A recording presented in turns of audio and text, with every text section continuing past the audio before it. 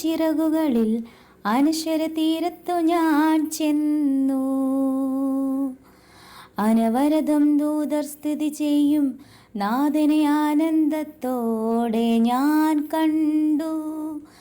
ആയിരം ആയിരം ദൂതസൈന്യം ആമോദമോടെ പാടുന്നു. അതിൽ നടുവിൽ ഞാൻ തിരുമിണമീട്ടി ആത്മീയ ഗീതങ്ങൾ പാടി പാടി ഞാൻ. ആശകളിൽ തൻ ചിറകുകളിൽ അനശ്വര തീരത്തു ഞാൻ ചെന്നു. അനവരതം ദൂതർ സ്ഥിതി ചെയ്യും നാഥനെ ആനന്ദത്തോടെ ഞാൻ കണ്ടു. ഹായ് ഫ്രണ്ട്സ്, അപ്പോൾ നിങ്ങൾ ആദ്യം തന്നെ ഒരു സോങ് കേട്ടില്ലേ? അത് നമ്മുടെ രേണുസുതി പാടിയതാണ്. ഈ ഒരു വയ്യായ്മയിലിരുന്നിട്ടും അവൾ അങ്ങനെ ഒരു പാട്ട് പാടി അവളുടെ സ്വന്തം വേദനകൾ മറന്ന് അവൾ അങ്ങനെ ജീവിക്കുകയാണ്. അപ്പോൾ ഇന്ന് വന്നിരിക്കുന്നത് ഞാൻ രേണുസുതിയായിട്ടുള്ള കണ്ടൻറ്റ് കൊണ്ട് തന്നെയാണ് വന്നിരിക്കുന്നത്. അപ്പോൾ രേണുസുതിക്ക് വേണ്ടി എല്ലാവരും പ്രാർത്ഥിക്കുക. നമ്മുടെ പ്രബിൻ മോന് വേണ്ടി പ്രാർത്ഥിക്കുന്നത് പോലെ തന്നെ രേണുസുതിക്ക് വേണ്ടിയിട്ടും പ്രാർത്ഥിക്കുക. ഒരുപാട് വിമർശനങ്ങളുടെ നടുവിൽ കൂടിയാണ് അവൾ കടന്നു പോയിട്ടുള്ള കുറച്ച് ദിവസങ്ങളിൽ. അപ്പോഴൊക്കെ ഒരുപാട് പേര് അവളെ വെറുത്തിട്ടുണ്ട്.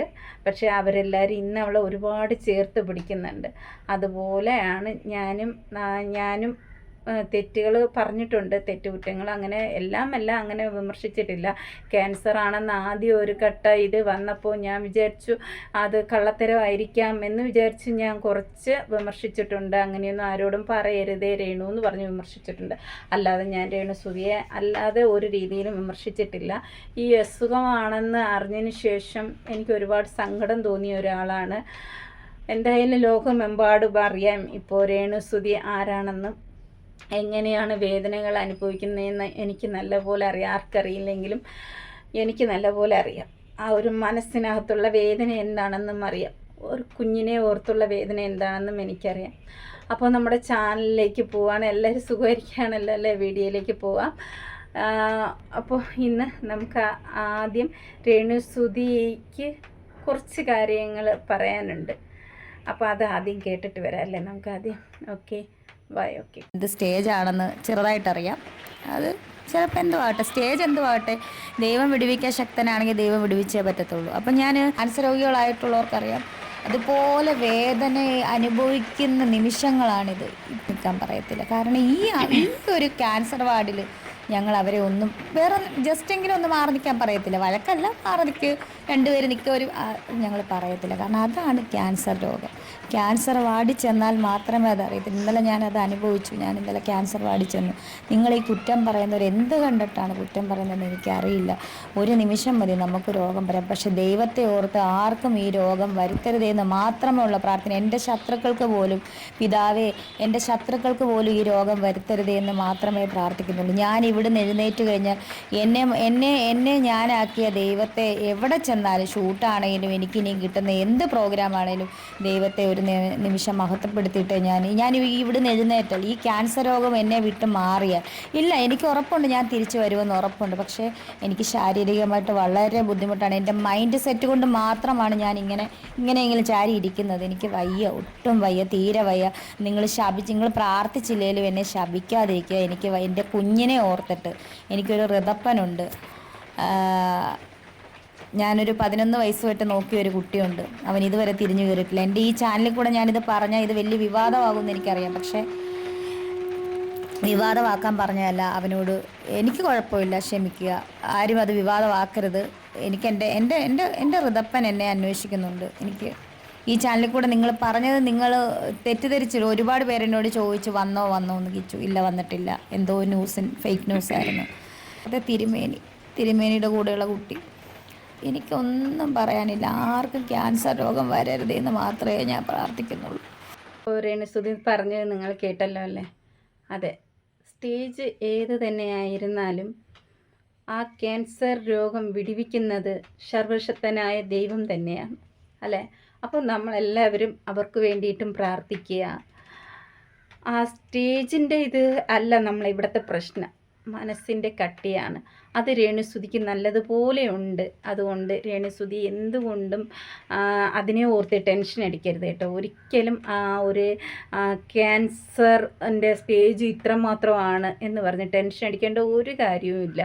നമ്മളെ നമ്മുടെ ശരീരം പുതിയതാക്കുന്നത് സർവശക്തനായ ദൈവമാണ്. ആ ദൈവം വിചാരിച്ചാൽ നടക്കാത്തതായിട്ട് ഒന്നുമില്ല. അതാണ് എനിക്ക് രേണുസുതിയോട്ട് പറയാനുള്ള. നല്ല പൂർണ്ണ മനസ്സോടെ ധൈര്യത്തോടെ മുന്നോട്ട് പോവുക. ധൈര്യം ഒരു കാരണവശാലും തളരരുത്. എന്നും മുന്നോട്ട് തന്നെ പോവുക, സന്തോഷമായിട്ടിരിക്കുക. രേണുസുതിക്ക് വേണ്ടി പ്രാർത്ഥിക്കാൻ ഇന്ന് ഒരുപാട് പേര് നമ്മുടെ കേരളത്തിലുണ്ട്. കേരളത്തിലെന്നല്ല, മൊത്തം നമ്മുടെ അങ്ങനെ എല്ലാം പറയാം. അപ്പോൾ എന്തുകൊണ്ടും പ്രാർത്ഥിക്കാൻ ഒത്തിരി ആൾക്കാരുണ്ട്. സന്തോഷത്തോടെ സമാധാനത്തോടെ ഇരിക്കുക. ഒന്നുകൊണ്ടും സ്റ്റേജിനെ ഓർത്ത് വിഷമിക്കരുത് എന്നാണ് എനിക്കിതിൽ പറയാനുള്ളത്. അപ്പോൾ അടുത്തത് എനിക്ക് പറയാനുള്ളതെന്ന് പറഞ്ഞു കഴിഞ്ഞാൽ, പിന്നെ ക്യാൻസർ വാർഡിൽ ചെന്ന് നോക്കിയാൽ രേണുസുതി അറിയാമെന്ന് പറഞ്ഞില്ലേ, അതെ, ഇന്ന് ചെന്ന് നോക്കിയിട്ടുണ്ടല്ലോ. ഇന്നവരുടെ വേദനയെല്ലാം ഇന്ന് രേണുസുതി കാണുന്നുണ്ടാവും. കാരണം പലർക്കും അറിയില്ല ഈ ഒരു സംഭവം. ഓടി വന്നിരുന്ന് പറയും, അയ്യോ അവർക്ക് അതാണ് ഇതാണ്, അവരങ്ങനെ തിരിയുന്നു ഇങ്ങനെ തിരിയുന്നു. ഒരിക്കലുമല്ല. ക്യാൻസർ വാർഡിൽ ചെന്ന് നോക്കണം. രേണുസുതി ചെന്ന് നോക്കിയിട്ടുണ്ട്. അപ്പോൾ അവർക്ക് അതിൻ്റെ വേദന എന്താണെന്ന് നല്ലതുപോലെ മനസ്സിലായിട്ടുണ്ടാവും അവിടെ ഉള്ളവർ. പിന്നെ ഒരു കാര്യമുണ്ട് കേട്ടോ, ഞങ്ങളുടെ ക്യാൻസർ വാർഡിൽ, അതായത് തിരുവനന്തപുരം RCCക്കകത്ത് രേണുസുതി പറഞ്ഞതുപോലെ അല്ല, നേരെ തിരിച്ചാണ്. ഞങ്ങൾ ആരെങ്കിലും ഒരാളെപ്പോലും അതിനകത്ത് പ്രവേശിക്കത്തില്ല കേട്ടോ. ക്യാൻസർ വാർഡിനകത്ത് കീമോ അടിക്കുന്ന ഏതായാലും വാർഡിനകത്ത് പ്രവേശിപ്പിക്കും. ഫുഡ് കൊടുക്കാൻ മാത്രമേ ഞങ്ങൾക്ക് അനുവാദമുള്ളൂ. അതും ആ ഒരു ടൈമുകളിൽ മാത്രം. രാവിലെ കാപ്പി കുടിക്കാനുള്ള ആ ഒരു സമയം, ഉച്ചയ്ക്കുള്ള സമയം, പിന്നെ വൈകുന്നേരം കുറച്ച് സമയം, ഇത്രയും മാത്രമേ നമുക്ക് അനുവാദമുള്ളൂ. പിന്നെ എല്ലാം നമ്മൾ പുറത്താണ്, തിരുവനന്തപുരം RCCയിൽ. പിന്നെ പ്രബിൻ്റെ രോഗത്തെ സംബന്ധിച്ച് പ്രബിൻ്റെ കാലിൽ ഇങ്ങനെ ഒരു പ്രശ്നമുള്ളത് കൊണ്ട് മാത്രം നിങ്ങൾക്കെല്ലാവർക്കും അറിയാം, അത് സർജറിക്ക് മുന്നേ ആയാലും ശരി തന്നെ, സർജറിക്ക് ശേഷമായാലും ശരി തന്നെ, സ്റ്റേ പാസ് എന്ന് പറഞ്ഞിട്ടൊരു പാസ് നമുക്ക് അവിടെ നിന്ന് കിട്ടും, ആ വാർഡിൽ നിന്ന്. ആ പാസ് കയ്യിൽ ഉള്ളവർക്ക് മാത്രം എപ്പോൾ വേണമെങ്കിലും അതിനകത്ത് പ്രവേശിക്കാം, ഇറങ്ങാം. പിന്നെ നൈറ്റ് ഫുള്ളായിട്ട് അവരുടെ അടുത്ത് ഉണ്ടാവണം. ആരെങ്കിലും ഒരാൾ മാത്രം കേട്ടോ. ഈ സ്റ്റേ പാസ് എന്ന് പറഞ്ഞ് ഒരു പാസ് നമ്മുടെ കയ്യിൽ തരും. ആ പാസ് ഉള്ളവർക്ക് മാത്രം, അതായത് അതിനകത്ത് ഒരു 100 പേഷ്യൻ്റ് ഉണ്ടെങ്കിൽ അതിൽ കൂടിപ്പോയാൽ ഒരു 2-3 പേഷ്യൻറ്റിന് മാത്രമേ അതവർ കൊടുക്കൂ. അത്രയ്ക്ക് ബുദ്ധിമുട്ടായിട്ടുള്ളവർക്ക് മാത്രം. എന്നാൽ ക്യാൻസറായിട്ടിരിക്കുന്ന എല്ലാവരും ബുദ്ധിമുട്ട് തന്നെയാണ്, ഇല്ല എന്നല്ല ഞാൻ പറയണേ. സ്വന്തമായിട്ട് ഉള്ള കാര്യങ്ങൾ ചെയ്യാൻ പറ്റാത്ത അളവിന് ബോധക്ഷയമായിട്ടുള്ളവർക്കും നഷ്ടപ്പെട്ടിരിക്കുന്നവർക്കും, പിന്നെ ഇതുപോലെ പ്രബിൻ്റെ സ്റ്റേജ് അറിയാമല്ലോ നിങ്ങൾക്ക്, പ്രബിൻ്റെ കാലിൻ്റെ അവസ്ഥ. അപ്പോൾ അങ്ങനെയുള്ളവർക്ക് മാത്രമാണ് അതവർ ചെയ്യുന്നത്. ഞങ്ങളെ സംബന്ധിച്ച് ഒരു 3-4 പേർക്ക് കഷ്ടിച്ച് ആ ഒരു കീമോ വാർഡിനകത്ത് ഉണ്ടായിരുന്നിട്ടുള്ളൂ. അതുകൊണ്ട് എനിക്കറിയാം. പിന്നെ മറ്റുള്ള പേഷ്യൻറ്റിൻ്റെ എല്ലാ ഉത്തരവാദിത്വവും അവർ മലം തൊട്ടുള്ള എല്ലാ കാര്യങ്ങളും ആ RCCക്കകത്ത് ആ വാർഡിൽ നിൽക്കുന്ന അതിൻ്റേതായിട്ടുള്ള ഡ്യൂട്ടി ചെയ്യുന്നവർക്ക് മാത്രമുള്ളതാണ്. വേറെ ആരും അതിനകത്ത് പ്രവേശിക്കില്ല.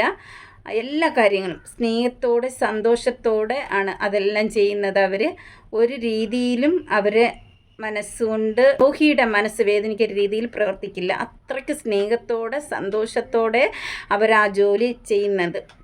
അതെൻ്റെ കണ്ണുകൊണ്ട് ഞാൻ കണ്ടിട്ടുണ്ട്. കാരണം ഞാൻ പറഞ്ഞില്ലേ, എൻ്റെ മോന് സ്റ്റേ പാസ്സാണ് അവിടെ ഉണ്ടായിരുന്നത്. അതുകൊണ്ട് ഞാൻ എൻ്റെ കണ്ണുകൊണ്ട് കണ്ട കാര്യമാണ് പറയുന്നത് കേട്ടോ. അപ്പോൾ രേണുസുതി എന്തോ ക്യാൻസർ വാർഡിൽ ചെന്ന് ഒന്നും അങ്ങനെ പറഞ്ഞപ്പോൾ അതുമായിട്ട് എനിക്ക് യോജിക്കാൻ പറ്റുന്നില്ല. കാരണം 2 പേരെയൊക്കെ അങ്ങനെ വിടില്ല. എത്ര സീരിയസ് ആയിരിക്കുന്ന പേഷ്യൻറ്റിനും ഓർമ്മ നഷ്ടപ്പെട്ട് കൈയും കാലും ഒക്കെ ഇട്ട് അടിക്കുന്ന പേഷ്യൻറ്റുകളുണ്ട്, ഞാൻ കണ്ടിട്ടുണ്ട്. അവരുടെ അവിടെ 2 പേരെ ഇരുത്തിയിട്ടുണ്ട്. അത് ഒത്തിരി സമയമില്ല, കുറച്ച് സമയങ്ങൾ മാത്രം. പക്ഷേ ഇത് ഞാൻ ആദ്യമായിട്ട് കേൾക്കുകയാണ് കേട്ടോ, എനിക്കറിയില്ല. അത് മാത്രമല്ല, രേണുസുതി ട്രീറ്റ്മെൻറ്റ് ചെയ്യുന്ന കോട്ടയം മെഡിക്കൽ കോളേജാണ്. ഞങ്ങൾ തിരുവനന്തപുരം RCC ആണ്, ക്യാൻസർ സെൻ്ററാണ്. അപ്പോൾ അതും ഇതുമായിട്ടുള്ള ആ ഒരു ഡിഫറൻസ് ഉണ്ടല്ലോ, അപ്പോൾ അതിൻ്റേതായിരിക്കും. പക്ഷേ ഞങ്ങളുടെ അവിടെ ഇങ്ങനെയാണ്. അവിടുത്തെ സിസ്റ്റേഴ്സ്, ഡോക്ടേഴ്സ് എല്ലാവരും നമ്മുടെ കൂടപ്പിറപ്പിനെ പോലെയാണ് അവർ നമ്മളെ ശുശ്രൂഷിക്കുന്നത്. അതെനിക്ക് നല്ലപോലെ അറിയാം. വാക്കുകൾ കൊണ്ടോ ഒരു നോട്ടം കൊണ്ടോ നമ്മളെ വേദനിപ്പിക്കില്ല. അത് എനിക്ക് 100% അറിയാമെന്നുള്ള കാര്യമാണ്. അതുകൊണ്ടാണ് ഞാൻ അതങ്ങനെ പറയണത്. ഇത് രേണുസുതിയെ കുറ്റം പറയുന്നതല്ല കേട്ടോ, ഞങ്ങളുടെ അവസ്ഥ ഞാൻ പറയുന്നു, രേണുസുതിയുടെ അവസ്ഥ രേണുസുതി പറയുന്നു, അത്രയേ ഉള്ളൂ. പിന്നെ ഇനി അടുത്തതെന്ന് പറയുന്നത്, രേണുസുതിയെ കുറ്റം പറയുന്നവരോട് എനിക്ക് പറയാനുള്ള കാര്യമാണ്. അവരെക്കുറിച്ച് കുറ്റം മാത്രം പറയുന്നവർ മാത്രം കേൾക്കാനുള്ള കാര്യമാണ് കേട്ടോ. എല്ലാവരോടും കൂടെ പറയുന്നതല്ല.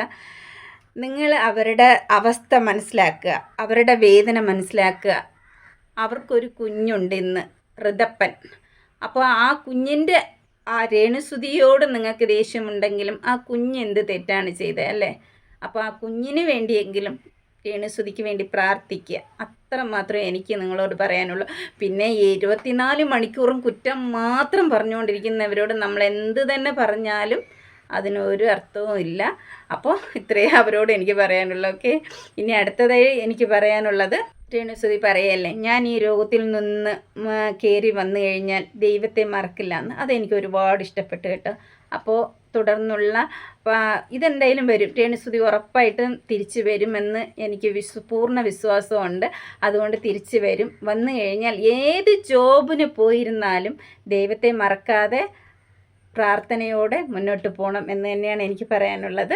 ഇനി അടുത്ത്, ആരും രേണുസുതിയെ ശപിക്കാതെ അവരെ അനുഗ്രഹിക്കുക. കാരണം അവർ കയറി വരണം എന്നാണ് ഞാനും ആഗ്രഹിക്കുന്നത്, നിങ്ങൾ ആഗ്രഹിക്കുന്നത് അല്ലേ? നമ്മൾ ഈ ക്യാൻസർ ജീവിതം എന്ന് പറയുന്നത് അനുഭവത്തിൽ കൂടി ഞാൻ പറയുകയാണ്. വേദനിപ്പിക്കരുത്. അവരുടെ ആ ഒരു സംഗതി, അവരുടെ ശരീരത്തിൽ ഈ ഒരു ക്യാൻസർ സെല്ലുള്ളത് കൊണ്ട് പെട്ടെന്ന് അവർക്ക് സങ്കടവും ദേഷ്യവും എല്ലാം വരാം. ഈ കീമോ കൂടെ എടുത്തുകൊണ്ടിരിക്കുന്നത് കൊണ്ട് ഞാൻ പറയുകയാണ്, അവർക്കാണ് പെട്ടെന്ന് അവർ റിയാക്ട് ചെയ്യും. ഒരു കാരണം ഉണ്ടാവില്ല, പെട്ടെന്ന് റിയാക്ട് ചെയ്യും.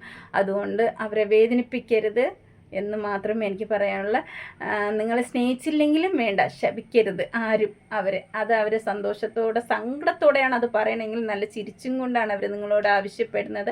അപ്പോൾ എനിക്കും അത് തന്നെയാണ് പറയാനുള്ളത്. നിങ്ങളവരെ സഹായിച്ചില്ലെങ്കിലും സ്നേഹിച്ചില്ലെങ്കിലും വേണ്ട, പക്ഷേ ശപിക്കരുത്. ഓക്കെ, പിന്നെ എനിക്ക് അടുത്തതായി പറയാനുള്ളതെന്ന് പറഞ്ഞു കഴിഞ്ഞാൽ കിച്ചുവിൻ്റെ കാര്യമാണ്. കിച്ചു ഈ വീഡിയോ കാണുന്നുണ്ടോ ഇല്ലയോ എന്നൊന്നും എനിക്കറിയില്ല. കിച്ചുവിൻ്റെ ഒരു സബ്സ്ക്രൈബേഴ്സാണ് ഞാൻ. എന്തായാലും കിച്ചു കാണുകയാണെങ്കിൽ കിച്ചു ഒരു നിമിഷം ചിന്തിക്കുക. 11 വയസ്സ് മുതൽ ഒരു അമ്മ എന്നുള്ള സ്ഥാനത്തിൽ വളർത്തി വലുതാക്കിയതാണ്. എന്ത് തന്നെ ആവട്ടെ, കുറ്റങ്ങളില്ല, ചെയ്യാത്തവരാരും ഇല്ല ഈ ലോകത്ത് അല്ലേ? എനിക്കറിയാം ആ വേദന എന്താണെന്ന്. എൻ്റെ മോന് ക്യാൻസർ വന്നപ്പോൾ എൻ്റെ ജീവിതത്തിൽ നിന്ന് എല്ലാവരും, എൻ്റെ അമ്മ, എൻ്റെ സഹോദരങ്ങൾ ആരും തിരിഞ്ഞു നോക്കാത്ത അവസ്ഥ എനിക്ക് ഉണ്ടായിരുന്നിട്ടുണ്ട്. അതുകൊണ്ട് എനിക്കറിയാം, നല്ലപോലെ എൻ്റെ മനസ്സ് വേദനിച്ചിട്ടുണ്ട്. അതുകൊണ്ട് കിച്ചു ഒന്നുമില്ലെങ്കിലും ഒരു 11 വയസ്സ് മുതൽ കുറച്ച് ദിവസമെങ്കിലും, ഒരു 10 വർഷമെങ്കിലും നിന്നെ നോക്കിയിട്ടുണ്ടാവും. ആ ഒരു നന്ദി ഉണ്ടെങ്കിലും പോയി ഒന്ന് നോക്കണം എന്നാണ് എനിക്ക് പറയാനുള്ള. പിന്നെ സ്വന്തം കാര്യമാണ്, അപ്പോൾ നമുക്ക് ഇത്രയൊക്കെ പറയാൻ പറ്റൂ. ബാക്കിയെല്ലാം കിച്ചുവിൻ്റെ ഇഷ്ടമാണ് അല്ലേ? അപ്പോൾ ഞാൻ അതിൽ ഒരു കുറ്റവും പറയാൻ വരുന്നില്ല. എന്നാൽ എനിക്ക് പറയാനുള്ളത്, ആരെന്തൊക്കെ പറഞ്ഞിരുന്നാലും എല്ലാം മറന്ന് ഈ ഒരു അസുഖം ആയതുകൊണ്ട് മാത്രം കിച്ചു അവരോട് പോയി സംസാരിക്കണം എന്നാണ് എനിക്ക് പറയാനുള്ള. കിച്ചുവിൻ്റെ ചെവിയിൽ ഈ ഒരു വോയിസ് കേൾക്കുന്നുണ്ടെങ്കിൽ 1 മിനിറ്റെങ്കിലും ഇരുന്ന് ആലോചിക്കുക. ഒന്നുമില്ലെങ്കിലും അവർ കുറച്ചൊക്കെ നിന്നെ സ്നേഹിച്ചില്ല, കുറച്ച് വലിയ സ്നേഹമൊന്നും തന്നില്ലെങ്കിലും ചെറിയൊരു സ്നേഹമെങ്കിലും അവർ തന്ന് ആണല്ലോ നിന്നെ വളർത്തി, ഒരു 10 വർഷമെങ്കിലും വളർത്തി ഈ ഒരു പരുവത്തിലാക്കി വിട്ടതല്ലേ? അപ്പോൾ അതുകൊണ്ടെങ്കിലും ഒരു ദിവസമെങ്കിലും അവരോട് ചെന്ന് സംസാരിക്കണം എന്നാണ് ഞാൻ കിച്ചുവിനോട് പറയുന്നത്. അപ്പോൾ കിച്ചുവിന് അതനുസരിക്കാൻ പറ്റുമെങ്കിൽ ആകാം. ഓക്കെ.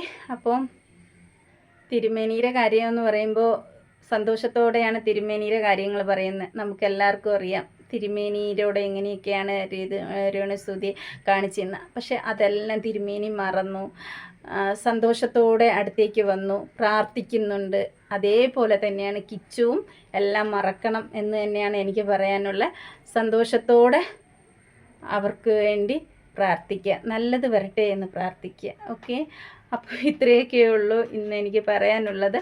അപ്പോൾ നമ്മുടെ പ്രബിൻ അനുഭവിച്ച വേദനയെന്ന് പറയുമ്പോൾ പ്രബിന് ഇങ്ങനെയൊന്നും അല്ലായിരുന്നു കേട്ടോ. രേണുസുധീര അവസ്ഥയൊന്നും അല്ല പ്രബിന്. ഞാൻ പ്രബിൻ്റെ ഒരു ഫോട്ടോ ഇന്നലെ കൊടുത്തിരുന്നു, ഇന്നലത്തെ ആ സോങ്ങിൽ. സത്യം പറഞ്ഞാൽ പലരും എൻ്റെ കൂടെ വന്ന് ചോദിച്ചു, ആരാന്ന് വോയിസ് റെക്കോർഡിട്ട് എൻ്റെ കൂടെ ചോദിച്ചു, വാട്സപ്പിൽ മെസ്സേജ് ഇട്ട് ചോദിച്ചു, ഈ കുട്ടി ഏതാ ചേച്ചി എന്നൊക്കെ. അത്രയ്ക്ക് അവസ്ഥ, അതിനേക്കാളും അവസ്ഥ വന്നിട്ടുണ്ട് കേട്ടോ. ഇതൊരു ചെറിയൊരു കാലഘട്ടത്തുള്ള ആ ഒരു ഫോട്ടോയാണ് ഞാൻ കൊടുത്തിരുന്നത്. ഇന്നലത്തെ ആ ഷോർട്സ് വീഡിയോസിൽ ആ സോങ്ങിൻ്റെ അവസാന ഭാഗത്തായിട്ട് വന്ന ഒരു ഫോട്ടോസ്. അത്രയ്ക്ക് അതിനേക്കാളിലും ഒരു സർജറി സമയത്തൊക്കെ എല്ല് മാത്രമേ അവൻ്റെ ശരീരത്തുണ്ടായിരുന്നുള്ളൂ. 2 സൈഡൊക്കെ നല്ല ഒട്ടി, ഈ ഭാഗമൊക്കെ എല്ലിൻ്റെ ആ ഒരു മാംസം മാത്രമേ ഉണ്ടായിരുന്നു. എല്ല് സത്യത്തിൽ മാംസം എല്ലിൻ്റെ പുറത്ത് ഒട്ടിച്ച് വെച്ചതുപോലെയായിരുന്നു പ്രബിൻ്റെ അവസ്ഥ. അപ്പോൾ ആ അവസ്ഥയൊന്നും ഇന്ന് രേണുസുതിക്കില്ല. അതുകൊണ്ട് തന്നെ ഞാൻ ദൈവത്തോട് ഒരുപാട് പ്രാർത്ഥിക്കുന്നുണ്ട്. ദൈവമേ, നല്ല രീതിയിൽ രേണുസുതി മുന്നോട്ട് വരും, അത് എനിക്ക് നല്ല ഉറപ്പുണ്ട്. അപ്പോൾ അതുകൊണ്ട് തന്നെ ഞാനിത് പറയുന്നതും കേട്ടോ, പ്രാർത്ഥിക്കുന്നുണ്ട്. ധൈര്യമായിട്ട് മുന്നോട്ട് പോവുക, ദൈവം കൂടെയുണ്ട്. അപ്പോൾ നിങ്ങളും ഈ ഒരു വീഡിയോ കണ്ട് അവർക്ക് വേണ്ടി പ്രാർത്ഥിക്കുക. നമ്മുടെ പ്രബിൻ മോന് വേണ്ടിയും പ്രാർത്ഥിക്കുക. പ്രവീൺ മോന് ഇന്ന് ചെറിയൊരു ക്ഷീണവും കാര്യങ്ങളൊക്കെ ഉണ്ട്. അപ്പോൾ എല്ലാം മാറട്ടെ എന്ന് പറഞ്ഞ് ഞാനും ദൈവത്തോട് പ്രാർത്ഥിക്കുന്നു, നിങ്ങളും പ്രാർത്ഥിക്കുക. ഓക്കെ. അപ്പോൾ ഇനി ചാനൽ പുതിയതായിട്ട് കാണുന്നവരാണ് ഈ ചാനലൊന്ന് സബ് ചെയ്യുക, ലൈക്ക് അടിക്കുക, സപ്പോർട്ട് ചെയ്യുക, കമൻറ്റ് ഇടുക. Okay, bye. അടുത്തൊരു വീഡിയോയിൽ കാണുന്നവരെ ബായ്.